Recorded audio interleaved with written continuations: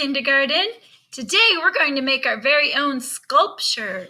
That means it's something that stands up all by itself.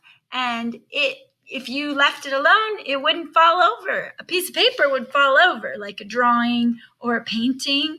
But a sculpture stands up and it's strong.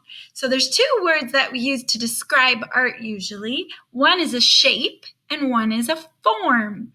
If something is a shape, it's flat, like this painting. This is a painting I did of some flowers, but if I stand it up, it's just gonna fall over. So this is another thing that I made that you're about to make. So on your screen, you see two different words, shape and form. A shape looks like this red square. It's flat. And a form looks like this red cube. Okay, now it's your turn. Can you figure out where does this Rubik's Cube go? Is this Rubik's Cube a shape or a form? Okay, think about it. Ding, ding, ding. If you said form, you were right. Okay, now what about this window? Is the window a shape or a form? Can the window stand up all by itself, or does it need the form of the house to keep it standing up? Think about it. Okay, ding, ding, ding. If you said that the window is a shape, you are right. In fact, this window has a lot of shapes inside of it, doesn't it? A lot of squares. All right, so that's our lesson on shape and form. Now it's your turn to make a sculpture. So watch the rest of the video and you'll know how to make your very own sculpture form.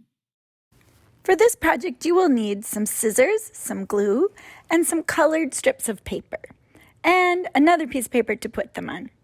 When you start out, fold back each side of the thin piece of paper. It looks like little feet. There he goes, he's dancing.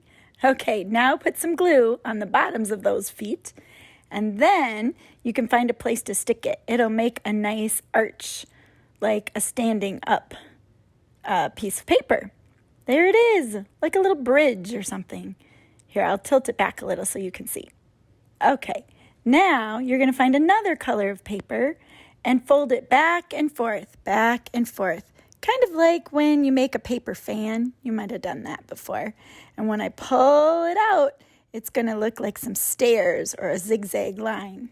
Now you can put glue on both ends of that piece of paper and find some place to put it on the paper. Maybe it's going to go underneath your little bridge or over the top or weave right through. Find some interesting, unique way to put it. Then you're going to take another color piece of paper and just keep going. Here's one more technique you might like to try. Wrap it around a pencil or a pen or a crayon, something that's round. You're going to use one hand to hold the paper while the other hand twists the pencil. And then when you pull it off, you'll curl the paper. Look at that. You've got a little spiral. Put a little glue on the end of the spiral and find another place to put it. Oh, look at that. Boing, boing. Such a cool thing to make. All right, now you have to start using your imagination. What will you do next? I'm going to show you how to make a standing up cylinder that'll look kind of like a building. So you're going to put glue on one end of a long rectangle, wrap it around, and stick the gluey side to the other side of the paper. Then you're going to take one side of the paper and cut little fringes all the way around. Then you're going to fold each of those back, fold them back, and put glue on the bottom of it. Then when you get all done with the glue, you'll be able to stand it up like a little building on your landscape or your playground. What will you make this into? It's going to be a really cool sculpture. You might need some other colors that you don't have, so think about some creative kinds of paper you could use in your house. Maybe you could use some junk mail, like a coupon or something that you get that's advertising in the mail. And then you could cut those into strips too. That would make an interesting part of your sculpture. There you go. Now you have a really cool sculpture to impress all your family and friends. Have fun making it. Bye-bye.